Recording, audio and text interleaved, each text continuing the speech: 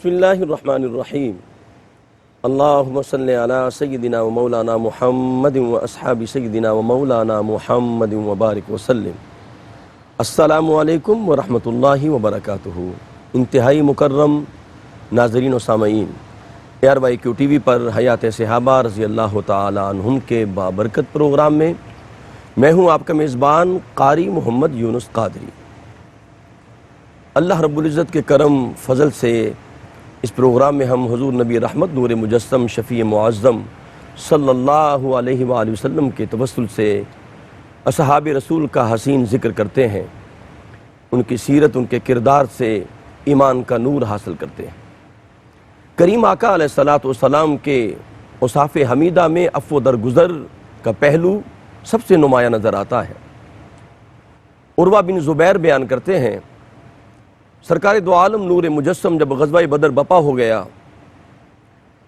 اور خالق کائنات نے غزوہ بدر کے اندر مسلمانوں کو عظیم فتح سے سرفراز کیا، تو مکہ کی سرزمین پر صفوان بن امیہ اور عمیر بن وہب، یہ دو بہت بڑے مشرکین اور اسلام کے بہت بڑے دشمن تھے۔ غزوہ بدر کے بعد صفوان بن امیہ کا باپ مارا گیا اور عمیر بن وہب کا بھائی مارا گیا، بیٹا گرفتار ہو گیا۔ عمیر بن وہب صحن کعبہ میں بیٹھ کے صفوان بن امیہ سے کہتا ہے، جو رئیس مکہ تھا، کہ ہمارے ساتھ بڑا ظلم ہوا، میرا بھائی مارا گیا، میرا بیٹا گرفتار ہو گیا، اگر میرے اوپر قرض نہ ہوتا اور مجھے اپنے بچوں کا خدشہ نہ ہوتا کہ وہ ضائع ہو جائیں گے میرے بعد، تو میں آج ہی معاذاللہ اسلام کی شمع کو گل کر دیتا۔ معاذاللہ سرکار دو عالم کے قتل کی اس نے معاذاللہ بات کی۔ صفوان بن امیہ نے موقع کو غنیمت جانا، اس نے کہا کہ اے عمیر بن وہب، تیرا سارا قرضہ میں ادا کروں گا، تیرے بچے میری کفالت میں ہیں، تم آج ہی جاؤ اور اس کام کو پائے تکمیل تک پہنچاؤ۔ معاذاللہ عمیر بن وہب زہر آلود تلوار لے کر مکہ سے مدینہ پہنچتے ہیں، مسجد نبوی کے دروازے کے پیچھے چھپ جاتے ہیں۔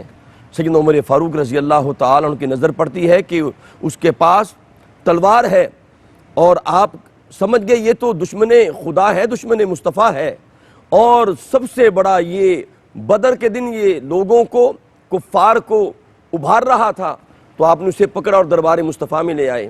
یا رسول اللہ، اس کے پاس تلوار ہے اور یہ دشمن خدا بھی ہے، دشمن مصطفیٰ بھی ہے۔ تو کریم آقا نے پوچھا، عمیر بن وہب کیسے آنا ہوا؟ عرض کی، میں تو اپنے بیٹے کا پتہ کرنے آیا ہوں۔ تو فرمایا، پھر یہ تلوار ساتھ کیوں لائے ہو؟ وہ کہنے لگا، اس تلواروں نے بدر میں ہماری کون سی معاونت کی تھی، تو میں تو اپنی حفاظت کے لیے لایا ہوں اور اپنے بیٹے کے لیے آیا ہوں کہ آپ اس کے ساتھ حسن سلوک کریں۔ کریم آقا نے فرمایا، عمیر بن وہب جھوٹ بولتا ہے، صحن کعبہ میں بیٹھ کے تو نے میرے قتل کا ارادہ کیا، اور تو نے کہا اگر میں مقروض نہ ہوتا، اگر مجھے اپنے بچوں کا خوف نہ ہوتا، تو میں آج اسلام کو شمع کو گل کر دیتا۔ استغفر اللہ۔ جب جملہ کریم آقا علیہ الصلوۃ والسلام نے اس کا جملہ جو تھا اور جو کریم آقا نے بیان کیا، تو عمیر بن وہب کہنے لگے، میں پہلے وحی کا انکار کرتا تھا اور آپ کے علم غیب کا انکار کرتا تھا، یہ بات میرے اور صفوان بن امیہ کے درمیان ہے، کسی اور کو پتہ نہیں ہے۔ جو نبی مدینہ میں بیٹھ کر مکہ کی باتیں سن سکتا ہے، وہ جھوٹا نبی نہیں، وہ سچا نبی ہے۔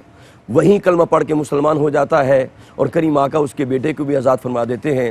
آج ہم جس صحابی کا ذکر کرنے لگے ہیں، ان کے ساتھ بھی ایسا ہی معاملہ ہوا۔ ان کے قتل کا میرے آقا نے اعلان فرما دیا تھا، لیکن دربار مصطفیٰ میں آئے، امان مانگی، میرے آقا نے امان عطا فرما دی۔ وہ عظیم صحابی رسول، تاریخ اسلام کے اندر ان کا نام شاعر دربار رسالت کے حوالے سے پہچانا جاتا ہے۔ حضرت کعب بن زہیر مزنی رضی اللہ تعالیٰ عنہ کریم آقا علیہ الصلوۃ والسلام کی بارگاہ میں پہلی ملاقات میں جب سرکار دو عالم کی بارگاہ میں اس نے قصیدہ پیش کیا تھا، تو میرے آقا نے اپنے اوپر جو چادر اوڑھی ہوئی تھی وہ چادر اسے عطا فرما دی۔ اسی عظیم صحابی کا ذکر کرنے کے لیے ہمارے ساتھ جلوہ فرما ہیں علم و حکمت کا بہت بڑا نام۔ جب وہ گفتگو کرتے ہیں تو علم و حکمت کے دریا بہنے شروع ہو جاتے ہیں۔ حضرت علامہ مولانا مفتی محمد طاہر تبسم قادری صاحب، السلام علیکم ورحمۃ اللہ۔ وعلیکم السلام ورحمۃ اللہ وبرکاتہ۔ حضور قبلہ آپ کو خوش آمدید کہتے ہیں جناب۔ جزاک اللہ۔ حضور قبلہ مفتی صاحب، میں چاہوں گا سب سے پہلے حضرت کعب بن زہیر رضی اللہ تعالیٰ عنہ کا خاندانی جو پس منظر ہے، اور اس حوالے سے میں چاہوں گا کہ آپ کا علمی مقام عرب کے اندر کیا تھا، اس پہ ذرا گفتگو فرمائیے۔ نحمدہ و نصلی و نسلم علی رسولہ الکریم اما بعد فاعوذ باللہ من الشیطان الرجیم بسم اللہ الرحمن الرحیم. بہت شکریہ. مہربانی جی. بڑا خوبصورت انٹرو آپ نے اسی حوالے سے ایک مناسبت اور مماثلت جو بیان کی ہے. حضرت سیدنا ابو عقبہ کعب بن زہیر مزنی رضی اللہ تعالی عنہ جہاں نبی مکرم صلی اللہ تعالیٰ علیہ وآلہ وسلم کے جلیل القدر عظیم المرتبت صحابی ہیں، سبحان اللہ. وہیں زمانہ جاہلیت اور زمانہ اسلام کے عظیم ترین شاعر بھی ہیں. اللہ اکبر اللہ اکبر. اچھا، ایک لطف کی بات یہ ہے کہ آپ کا مزار پر انوار UAE کے اندر ہے، العین شہر میں ہے، سبحان اللہ. اور مجھے وہاں حاضری کا شرف نصیب ہوا. اللہ اکبر. اچھا، وہ سیم اسی طرح کی قبر شریف ہے، چند اینٹوں سے ایسے نشاندہی کی گئی جس طرح جنت البقیع کے اندر حضرت سیدنا عثمان غنی رضی اللہ تعالیٰ عنہ. اللہ اکبر. سبحان اچھا، میں یہ بات کیوں کی ہے میں نے، لیکن وہاں جا کی جو کیفیت ہوتی ہے نا، اللہ اکبر، جو روحانیت کا ماحول ہوتا ہے، اور حضرت کعب بن زہیر رضی اللہ تعالیٰ عنہ کا وہ سارا پس منظر بھی اور پیش منظر بھی انسان کے ذہن میں اور لوہے ذہن پر جب وہ ایک نقش کی صورت ابھر کے آتا ہے واہ واہ واہ، تو مشام جان معطر ہو جاتے ہیں. سبحان اللہ. اتنا خوبصورت. سبحان اللہ. اچھا، آپ کا جو تعارف خاندانی پس منظر جو آپ نے سوال کیا، قبیلہ مدر کی شاخ مزینہ سے آپ کا تعلق ہے، ٹھیک. اور آپ کی والدہ کبشہ بنت بشامہ، ان کا تعلق بنو غطفان سے تھا. ٹھیک. آپ کے والد جو تھے زہیر بن ابی سلمہ، وہ زمانہ جاہلیت کے ان شعراء میں ان کا شمار ہوتا تھا جو ضرب المثل تھے، جو اللہ. چاند گینے چنے انگلیوں پہ گنے جا سکتے تھے، ٹھیک. ٹھیک. جن کے قصائد، جن کے مجموعہ کلام 7 معلقات کے نام سے تاریخ میں اللہ اکبر. مشہور ہیں اور جانے پہچانے جاتے ہیں. ٹھیک. اور لٹریچر، عربی لٹریچر کے حوالے سے وہ آج تک مدارس کے نصاب میں شامل ہیں. اللہ. 7 معلقات، ٹھیک. 7 معلقے، 7 قصائد. اس دور میں چونکہ آپ زمانہ قبل علیہ السلام جو تھا، فنون حرب کے حوالے سے، فنون سپاہ گری کے حوالے سے اور فنون لطیفہ کے حوالے سے وہ اپنی مثال آپ تھا. سبحان اللہ. سبحان. یعنی ان کا بچہ وہ تلوار بازی، نیزہ بازی، تیر اندازی، گھوڑ سواری، شاہ سواری، ان کے اندر مہارت رکھتا تھا. اور اسی طرح قادر الکلامی کے حوالے سے، شاعری اور خطابت، اس حوالے سے بھی ان کا بچہ جو ہے وہ جانا پہچانا تھا. ٹھیک. یہ ماحول تھا، واہ واہ. یہ علمی ادبی ماحول. وہ میلے سجتے، بڑے بڑے میلے، جی. اس میں خطابت کے مقابلے ہوتے، شاعری کے مقابلے ہوتے، اس میں اپنے اپنے قصیدے اور کلام پیش کیے جاتے. تو اب جب قصیدہ وہاں اور مجموعہ ہر ایک اپنا پیش کرتا ٹھیک. تو وہ بہت معروف ہو جاتا، اور پھر جو ٹاپ پہ آتا نا اس کو کعبۃ اللہ کی دیواروں کے ساتھ لٹکا دیا جاتا، اللہ اکبر. اور وہ سبحان اللہ. تب تک لٹکا رہتا تھا. یہ زمانہ قبل علیہ السلام کی بات ہے. ٹھیک.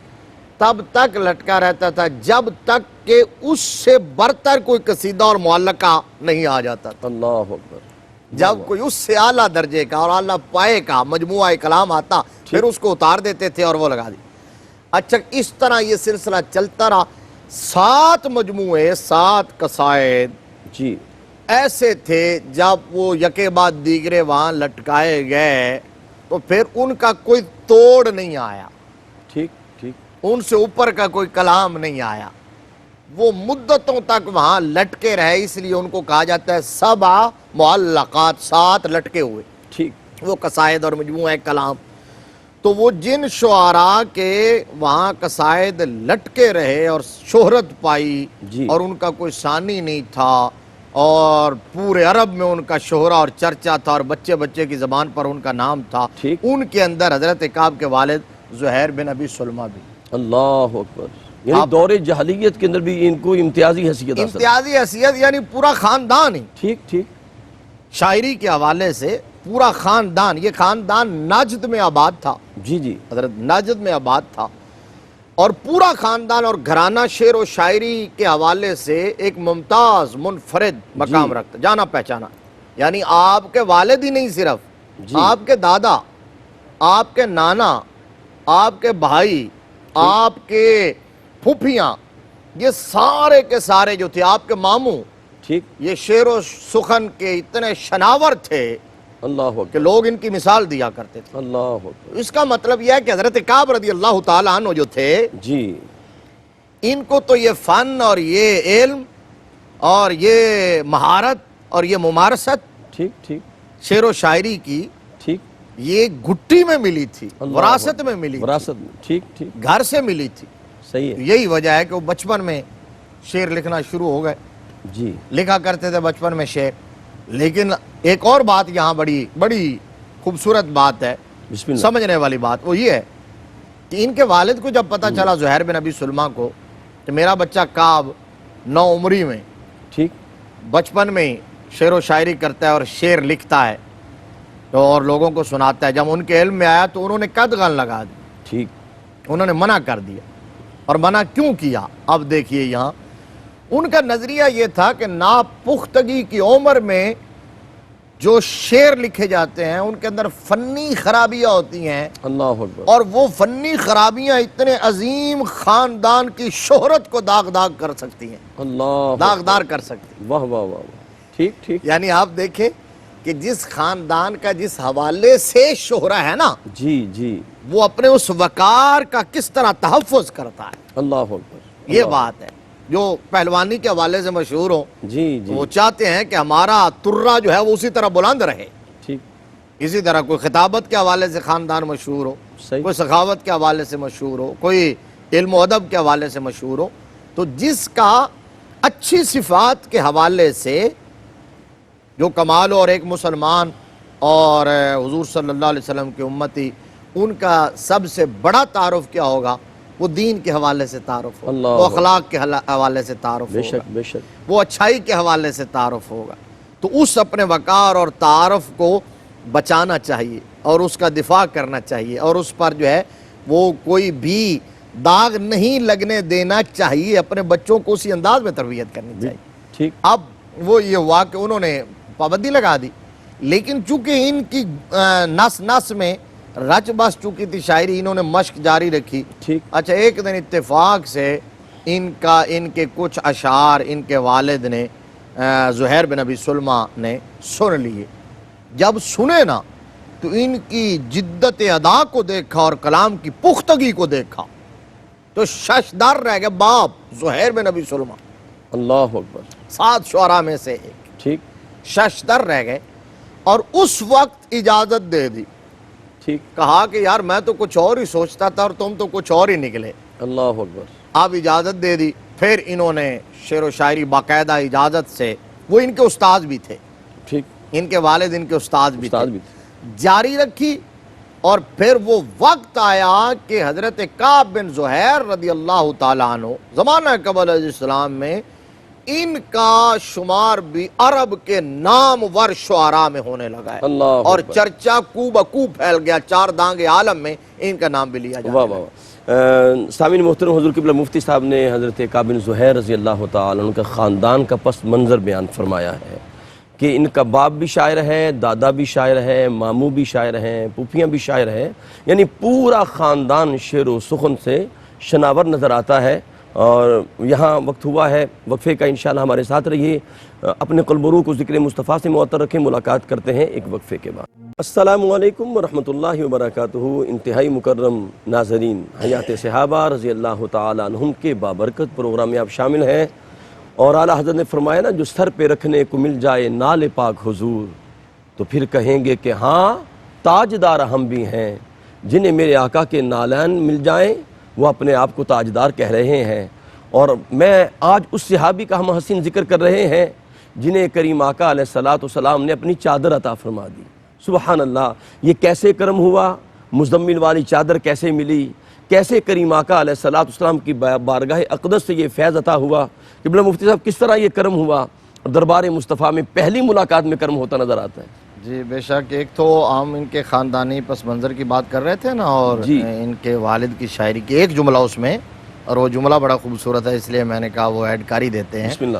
کہ سیدنا فاروق اعظم رضی اللہ تعالیٰ عنہ تو ان کے والد ماجد، ان کے والد جو تھے زہیر بن ابی سلمہ، ان کو اشعر و شعراء العرب کہا کرتے تھے. اللہ اشعر. اکبر. اب یہ سفر کیسے ہوا ٹھیک ٹھیک. جس کا آپ سوال کر رہے ہیں، اللہ اکبر. کہ جاہلیت سے اسلام، ٹھیک. اور پھر اس دور سے جو شرک و بت پرستی کا دور تھا، اس سے اسلام کا نور اور بانی اسلام صلی اللہ علیہ وسلم کی بارگاہ تک رسائی اور ایکسیس اور قبولیت کس طرح سبحان اللہ. حضرت کعب بن زہیر رضی اللہ تعالیٰ عنہ کو میسر آئی ہے. بچپن سے جوانی تک کا جو ان کا سفر تھا نا، وہ بنو غطفان کے اندر فنون حرب، فنون سپاہ گری اور فنون لطیفہ کی جی. پگڈنڈیوں میں ہی گزر گیا تھا. ٹھیک. پھر جب جوانی کا دور آیا تو ایک ادھر ان کے شعر و شاعری، قادر الکلامی کی شہرت وہاں نجد سے نکل کر عرب کے بادیہ نشینوں تک اور عرب کے صحراؤں تک اور گوشوں تک پہنچ رہی تھی، اور ادھر اسلام کا نور چار دانگے عالم میں پھیل رہا تھا. سبحان اللہ. یعنی ادھر. سبحان اللہ. اب یہ جب میرے آقا کریم صلی اللہ علیہ وسلم نے اعلان نبوت فرمایا اور توحید کا نعرہ مستانہ بلند کیا اور حق کی دعوت کی، حق کی دعوت دی لوگوں کو، ٹھیک. تو وہ دعوت یہ حضرت کعب بن زہیر اور ان کے ایک بھائی تھے حضرت بجیر، ٹھیک. تو ان تک بھی پہنچ گئی. جوانی کا عالم تھا ان کی سماعتوں سے، لیکن شومی قسمت کہ یہ اس جانب متوجہ نہیں ہوئے. یہ ہم پہلے کئی بار ذکر کرتے ہیں کہ اللہ تبارک و تعالیٰ نے انتخاب کیا ہے براہ راست ان نفوس قدسیہ کا سبحان اللہ. سبحان. جن کو میرے مصطفیٰ کریم صلی اللہ علیہ وسلم کی صحابیت کا شرف عطا فرمانا. اللہ چنے ہوئے انتخاب لوگ کیا ہیں. ہے. واہ اب وہ واہ. چنے ہوئے لوگ تھے. بے شک. اچھا وہ شخصیات بھی چنی ہوئی تھی اور ان کے آنے کا وقت اور طریقہ یہ بھی طے شدہ تھا، اور ایک کا کہ جس وقت جس نے آنا ہے. ٹھیک تو ہے. یہی تھا کہ وہ وقت گزرتا گیا. جی. ایک دن دونوں بھائی وہاں سے نجد سے چلے، اور وہ بکریوں کا اور اونٹوں کا ریوڑ گلے وہ ساتھ تھے ان کے، اور یہ ابرق العزاف ایک جگہ تھی، وہاں آ کے انہوں نے سٹے کیا اور جو ہے وہ خیمہ زن ہوئے، وہاں قیام کیا.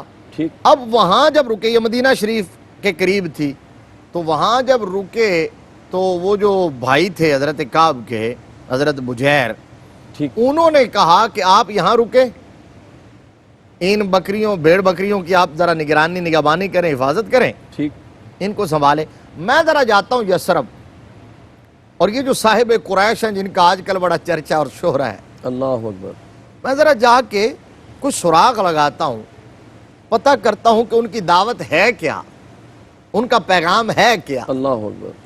آخر انہوں نے جو ان جو ہے وہ معبودان باطلہ جو ہیں، ہم کہہ رہے ہیں نا ان کے، تو اس وقت تو ان جو نسل در نسل معبود چلے آ رہے ہیں، ٹھیک. ٹھیک. ان سے برات اور بیداری کا اعلان کیا ہے اور اپنی قوم سے ٹکر لی ہے اور ان کے برخلاف چلے ہیں. ٹھیک. تو پھر اپنا آبائی وطن چھوڑ کے یہاں آ گئے ہیں. تو پتہ تو چکلیں کہ ان کی دعوت، ان کی فکر، ان کی تعلیمات ہے کیا. وہ آئے، اچھا نبی مکرم صلی اللہ علیہ وسلم کی بارگاہ میں پہنچے ہیں، تو جس طرح ہوتا تھا سبحان اللہ. کہ جو بھی آیا اللہ پھر جا اکبر. نہ سکا، اللہ جس نے دیکھا پھر دیکھتا ہی رہ گیا، واہ واہ واہ. نظر ہٹا نہ سکا. سبحان اللہ. پھر اس کے دل سے آواز اٹھی ہے کہ یہ چہرہ کسی جھوٹے کا ہو ہی نہیں ہو ہی نہیں سکتا. سکتا. تو وہ آئے اور آقا کریم صلی اللہ علیہ وسلم کی غلامی اختیار کر لی، اسلام قبول کر لیا اور یہیں رہ گئے. وہ انہوں نے واپس جانا تک گوارا نہیں کیا اور ان کو بتانا بھی گوارا نہیں کیا. وہ حضرت کعب جو ہے وہ وہیں رکے ہوئے تھے. تو یہ حضور کے غلام بن گئے، صحابی رسول بن گئے. ٹھیک. اب انتظار کرتے کرتے بالآخر کعب بن زہیر جو تھے ان کو خبر مل گئی کہ میرا بھائی تو مسلمان ہو گیا، حضور کا غلام ہو گیا. وہ بھی اپنے دین سے پھر گیا ہے ٹھیک. اور اسی جو ہے نبی کا کلمہ پڑھ کے اسی صف میں اور اسی زمرے میں شامل ہو گئے جس زمرے میں صدیق اکبر ہے، حضرت عثمان غنی رضی اللہ تعالیٰ عنہ، شیر خدا رضی اللہ تعالیٰ عنہ، اس زمرہ میں شامل ہو گئے. اللہ اکبر. سبحان اللہ. اب کعب بن زہیر کو جب خبر مل چکی تو وہ غصے سے ترملا اٹھے ان کو بہت زیادہ اس بات پر جلال آیا کہ مجھے بتانا تک اور واپس خبر تک دینا گوارا نہیں کیا. تو کعب بن زہیر قادر الکلام شاعر تو تھے ہی تھے. انہوں نے وہاں ایک حجویہ قصیدہ اور اشعار لکھے جس میں نبی رحمت صلی اللہ علیہ وسلم اور تاجدار صداقت کی حجو کی، آپ کی شان میں بے ادبی کی استغفر اللہ. اور اسلام کی. تو اس کا مطلب یہ ہوا کہ جو کفار تھے، جو اس وقت تک مسلمان نہیں تھے، اب انہیں بھی یہ پتا تھا وہ سیدنا صدیق اکبر رضی اللہ تعالیٰ عنہ کی جو خدمات تھیں اللہ اکبر، اور آقا کریم کے ساتھ جو قرب تھا وہ ان کے ہاں بھی مسلم تھا، صحیح، اس لیے تو وہ انہیں بھی ٹارگٹ کیا کرتے بالکل تھے. صحیح. اب وہ اشعار لکھے انہوں نے اور کسی راہی کے ہاتھ وہ قصیدہ بھیج دیا. وہ حضرت بجیر تک پہنچا. آج جب پہنچا انہوں نے پڑھا تو چونکہ اب ان کی وفا بھائی سے تو تھی نہیں، اللہ مدینہ کے تاجدار سے تھی. واہ واہ واہ واہ، سبحان اللہ. اسلام کا وہ جام محبت، حضور کے عشق کا، غلامی کا واہ واہ واہ، وہ نوش فرما چکے تھے. واہ واہ. اب وفا تو تاجدار مدینہ سے تھی، دربار مصطفیٰ بک چکے تھے، بک چکے تھے اللہ اب کسی اور کی طرف. اب ان کی اس غیرت نے اور محبت نے حضور صلی اللہ علیہ وسلم کی غلامی کے تقاضوں نے یہ تک گوارا نہ کیا کہ میں اس کو جو ہے وہ چھپا ہی رہنے دوں، صیغہ راز میں رہنے دوں اور بتاؤں نہ. انہوں نے نبی رحمت صلی اللہ علیہ وسلم کو عرض کیا، آقا یہ دیکھیں یہ میرا بھائی ہے اور فلاں جگہ پر ہے اور یہ اس نے جسارت کی ہے. آقا کریم صلی اللہ علیہ وسلم کو بتا دیا. ایک بات تو یہ ہوئی. دوسرا، کعب وہاں سے نکلے ٹھیک، اب رق العذاف سے اور مکہ چلے گئے. جی یہ مدینہ آ گئے تھے بھائی، آئے تو دونوں بھائی نجد سے تھے نا. ٹھیک، وہ مکہ چلے گئے اور وہاں جا کے قریش مکہ کے ہم نوا بن گئے. اسلام کے خلاف معاندانہ سرگرمیوں کا آغاز کر دیا. استغفر اللہ. اپنے شعر و شاعری کے ذریعے انہیں ابھارتے مسلمانوں کے خلاف، اسلام کے خلاف. یہ وہ شعراء جو اسلام کے خلاف صف آرا رہے، ان کے اندر ان کا شمار ہوتا تھا. ٹھیک ٹھیک، ابن قتل کی 2 لونڈیاں بھی تھیں جی اور بھی بہت سارے تھے. تو اب وہاں یہ کام انہوں نے کیا. اور بعض روایات میں تو یہاں تک یہ میں ایک نتیجہ نکالنے چلا ہوں جس وجہ سے یہ میں 2-3 باتیں اکٹھے ذکر کر رہا ہوں. جی ایک تو حجویہ قصیدہ لکھا، ٹھیک، دوسرا قریش مکہ کے ہم نوا بن کر اسلام کے خلاف مخالفانہ اور معاندانہ سرگرمیوں کا آغاز کیا. اور بعض لوگوں نے یہ کہا کہ وہ اس مقام پر اب رق العذاف کے مقام پر جب یہ بیٹھے تھے تو اس وقت تک ان کے بھائی جو تھے حضرت بجیر وہ بھی ظاہر کافر تھے، مسلمان نہیں تھے. ان دونوں بھائیوں نے مل کر امام الانبیاء صلی اللہ علیہ وسلم کے قتل کا منصوبہ بنایا تھا، استغفر اللہ. معاذ اللہ. اور وہ اسی نقطہ نظر سے مدینہ شریف آئے تھے. لیکن یہاں آ کر جب آقا کریم صلی اللہ علیہ وسلم کو دیکھا، آپ نے انٹرو میں یہی بات کہی تھی، اللہ اکبر، کہا کہ وہ منصوبہ تو اس وقت کی بات تھی اللہ اکبر، جو دیکھتا تھا. جی جی، تو اس کا یہ مطلب یہ ہے کہ دیکھے بغیر، سنے بغیر، جانے بغیر کوئی موقف قائم نہیں کرنا چاہیے. نہیں کرنا چاہیے، بے شک. تو دیکھا تو پھر دل گھائل ہو گیا، سبحان اللہ. آقا کی محبت دل میں اتر گئی، گھر کر گئی. تو اب یہ 3 باتیں، یعنی کعب جو تھے اسلام دشمنی میں اور نبی مکرم صلی اللہ علیہ وسلم کی مخالفت میں، حق کے مشن کے اندر رکاوٹ بننے میں حد سے بڑے ہوئے تھے. تو میرے آقا نے پھر پتہ ہے کیا فرمایا؟ فرمایا من لقی کعبا فلیقتلہ. اللہ اکبر، قتل کا ان اعلان کو فرمایا. مباح الدم قرار دے دیا. ٹھیک ٹھیک ٹھیک، فرمایا جو کعب کو پائے تو اسے قتل قتل کر کر دے، قتل کر دے. ٹھیک، یہ ہے. چونکہ یہ غداری کر رہے تھے، چونکہ یہ بہت زیادہ مخالفت کر رہے تھے، اسلام کو نقصان پہنچا رہے تھے، مشن نبوت اور مشن رسالت کے اندر رکاوٹیں ڈال رہے تھے اور لوگوں کو ورغلا رہے تھے، اس لیے آقا کریم صلی اللہ علیہ وسلم نے انہیں واجب القتل اور مباح الدم قرار دے دیا. ٹھیک ٹھیک، من لقی کعبا فلیقتل. جی، اب وقت گزرتا رہا. ٹھیک، پھر حضرت بجیر جو تھے حضور کی غلامی میں آ چکے تھے. یہ صلح حدیبیہ کے بعد کی بات ہے جب وہ مسلمان ہوئے 6 ہجری میں.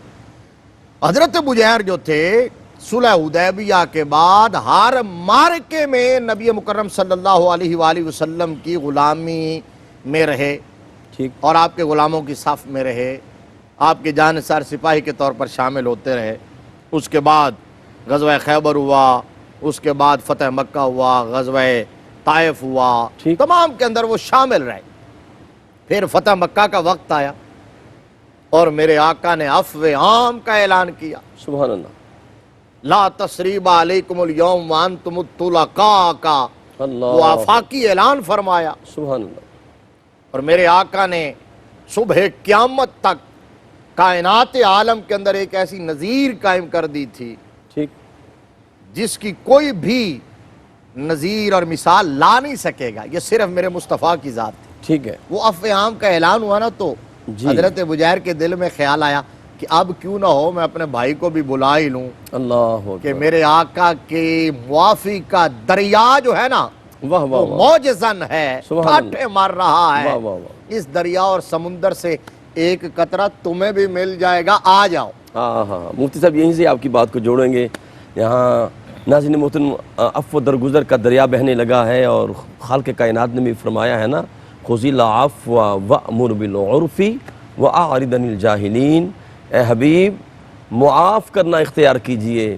تو کعب رضی اللہ تعالیٰ عنہ پہ کیسے کرم ہوتا ہے، یہ ایک طویل لسٹ حضور قبلہ مفتی صاحب نے بیان فرمائی ہے، کس طرح اسلام دشمنی میں پیش ہے اور میرے آقا کا کرم پھر کیسے ہوتا ہے۔ ملاقات کرتے ہیں ایک مختصر وقفے کے بعد۔ السلام علیکم ورحمۃ اللہ وبرکاتہ۔ انتہائی مکرم ناظرین و سامعین، حیات صحابہ رضی اللہ تعالیٰ عنہم کے بابرکت پروگرام میں ہم شامل ہیں، اور ہماری خوش بختی ہے عالم اسلام کے عظیم مفتی جناب حضرت علامہ مولانا مفتی محمد طاہر توسل قادری صاحب جلوہ فرما ہیں۔ حضور قبلہ مفتی صاحب نے وقفے سے پہلے بتایا کہ حضرت کعب بن زہیر رضی اللہ تعالیٰ عنہ نے جو اپنے بھائی کی جانب جو اشعار لکھے تھے، اور جن اشعار میں انہوں نے تاجدار صداقت کی بھی ادبی کی، سرکار دو عالم صلی اللہ علیہ وسلم کی بھی ادبی کی، وہ شعر میں آپ کی نظر کرنا چاہتا ہوں۔ اس نے لکھا تھا کہ سکا کا ابو بکر بکأس رویۃ فآن ہلاک المأمور منہا وعلہ کا، اس نے کہا تھا کہ اے بجیر بھائی، تجھے کون سا جام پلا دیا ہے تاجدار صداقت نے کہ تو اپنے آباء و اجداد کے دین کو بھول گیا اور دار اسلام میں داخل ہو گیا؟ تجھے یہ نبی مکرم نے کیا جام پلا دیا؟ اور نبی کریم کی بارگاہ میں اس نے جو لفظ استعمال کیا تھا وہ از قبیل زم تھا، مامور کہا گیا۔ لیکن قربان جاؤں، جب دربار مصطفیٰ میں آئے تو اس مامور کو کیسے انہوں نے مامون میں تبدیل کیا، یہ بات ہم مفتی صاحب سے سنیں گے تو زیادہ لطف آئے گا۔ جب نبی کی بارگاہ میں کہا کہ میں نے مامور کہا تھا، تائب ہوتا ہوں، آپ مامور نہیں ہیں، آپ مامون ہیں، تو میرے آقا نے فرمایا واللہ مامون نام یا رسول اللہ، آپ مامون ہیں۔ تو پھر میرے آقا نے فرمایا تھا اگر تو نے مامون کہا ہے تو میں نے تجھے امن عطا فرما دیا ہے۔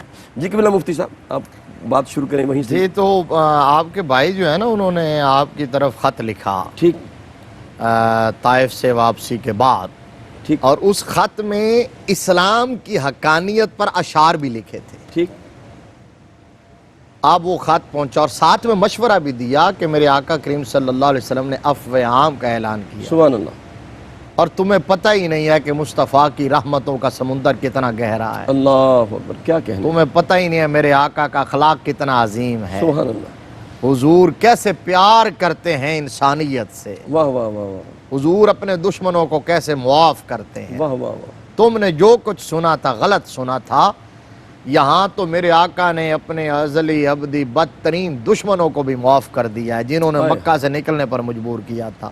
تو میرا مشورہ یہ واپس آ جاؤ۔ ابن قتل کو کہا، اس نے لکھا کہ صرف ابن قتل کو قتل کیا ہے، باقی وہ اس طرح کے شاعر جو اسلام دشمنی میں حد سے بڑے ہوئے تھے، اس کے اندر ہیرا بن ابی وہب تھا اور ابن زبارہ تھا، ٹھیک، کہا ان کے بھی قتل کا حکم ہوا تھا، وہ بھاگ کے یمن چلے گئے تھے، اور بالآخر ابن زبارہ یمن سے پھر واپس پلٹا جس کے قتل کا حکم میرے آقا دے چکے تھے، اللہ، اس نے آ کے پھر سرنڈر کیا، معافی کی درخواست کی، تو رحمت عالم صلی اللہ علیہ وسلم نے اسے بھی معاف کر دیا، اللہ جو تم بھی واپس آ جاؤ۔ اچھا، اب جب کعب بن زہیر نے وہ خط پڑھا اور وہ اشعار سنے، ٹھیک، تو ایک طرف اس کا اشعار سن کر اور حضور کی تعریف و توصیف، مدح و ثنا سن کر اسلام کی طرف دل مائل ٹھیک، ہو رہا تھا، لیکن دوسری طرف خدشہ اور کھٹکا تھا کہ میں تو مباح الدم ہو چکا ہوں، تو کہیں ایسا نہ ہو کہ میری گردن اڑا دی جائے۔ جان سے ہر ایک کو پیار ہوتا ہے۔ وہ پھر کچھ ٹال مٹول انہوں نے کیا اور پناہ حاصل کرنے کی کوشش کی، مختلف قبائل کے پاس گئے کہ مجھے پناہ، کسی نے پناہ نہیں دی۔ ٹھیک، اس وقت اسلام کا ڈنکا بج رہا تھا، اللہ اکبر، اسلام کا طوطی بول رہا تھا، اور اللہ نے اسلام کو عزت، وہ جو ہے نا کہ واللہ غالب علی امرہ اور لیظہرہ علی الدین کلہ۔ بے شک، بے شک، ریاست مدینہ کے اندر آقا کریم صلی اللہ علیہ وسلم اور آپ کے اصحاب پورے اطمینان اور وقار کے ساتھ رہ رہے تھے، تو آپ کون پناہ دے سکتا تھا؟ پناہ نہ دی۔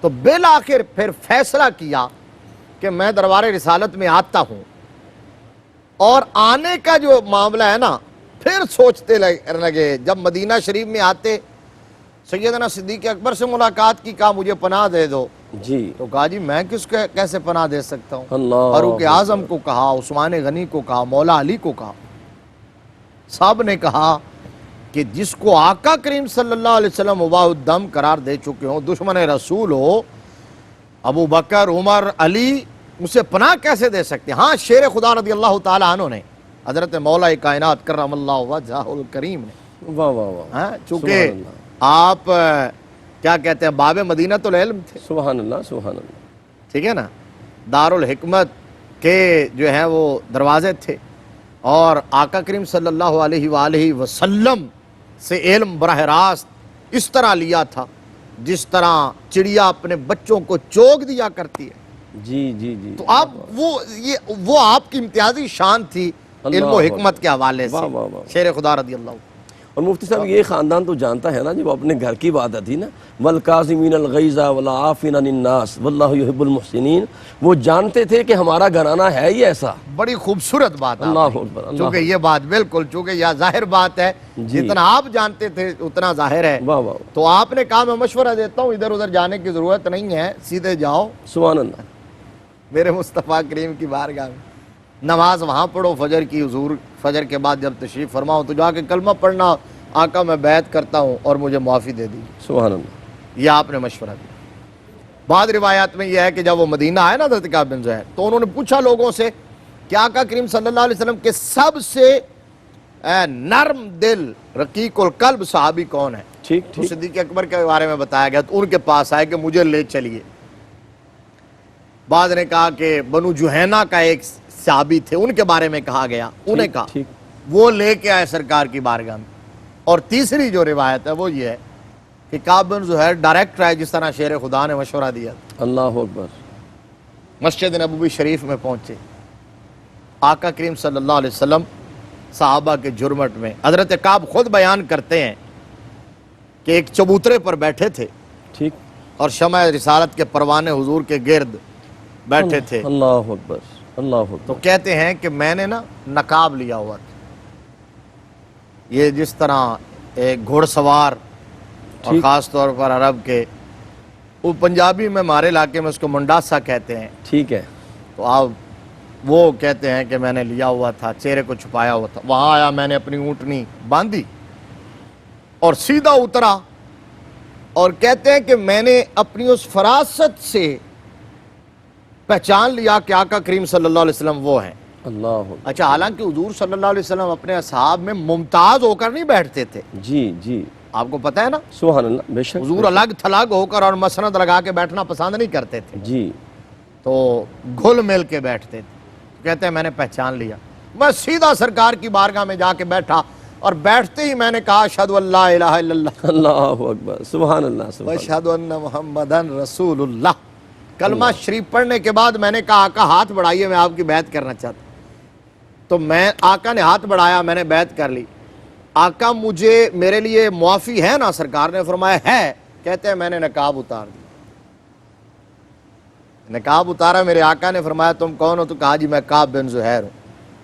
ہائے ہائے ہائے، اللہ، اب سوچئے یار، دیکھیے کوئی بھی بندہ ہوتا اللہ اکبر، جس نے اتنی دشمنی، اتنی عداوت، اتنی مخاصمت، اتنی مخالفت کی ہو، اتنی جفا اور اتنی بغاوت کی ہو، اور اس کو واجب القتل قرار دے دیا گیا، وہ سامنے آ جائے، یہ شان صرف آمنہ کے لال کی ہے، اللہ اکبر، سبحان اللہ، سبحان یہ ہمارے کریم آقا کی ہے۔ اللہ، واہ واہ واہ واہ، تو آقا کریم صلی اللہ علیہ وسلم نے جب دیکھا واہ واہ، اختیار بھی ہے، گرفت بھی اختیار ہے، بھی ہے، اب تو وہ اللہ آئے بیٹھے اکبر، ہیں اور اللہ اکبر، اکیلے ہیں، اور جی۔ یہاں تو پوری سلطنت ہے، سلطنت، واہ واہ واہ، حضور کے جانثار بیٹھے ہوئے ہیں۔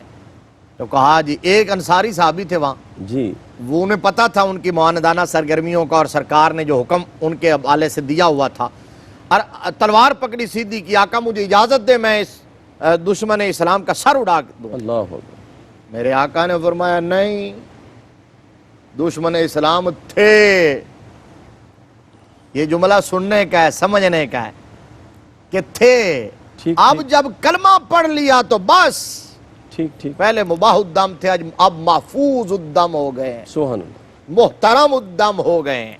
یہی بات ہمیں ذہن نشینی کرنی ہے۔